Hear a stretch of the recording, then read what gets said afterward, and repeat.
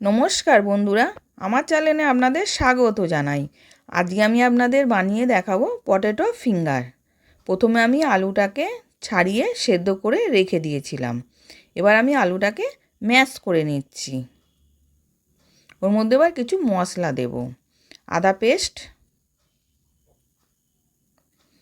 ধনে গুঁড়ো, জিরে গুঁড়ো, চিলি ফ্লেক্স, অরিগ্যানো, বিট নুন,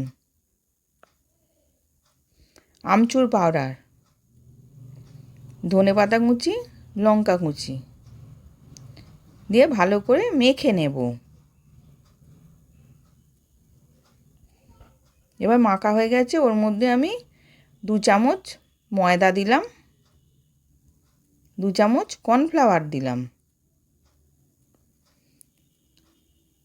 দিয়ে ওটাকে মেখে একটা ডো বানিয়ে নেব।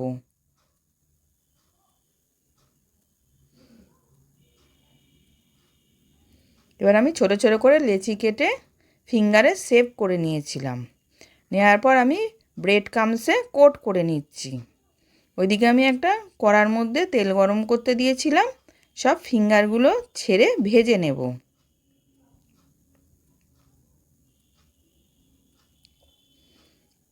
এবার উল্টে পাল্টে আমি ভেজে নিচ্ছি।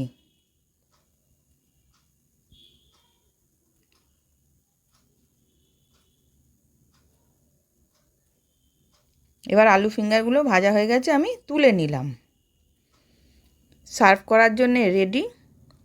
আশা করছি ভিডিওটা ভালো লেগেছে। আমি হাজির হব আর এক নতুন রেসিপির সাথে।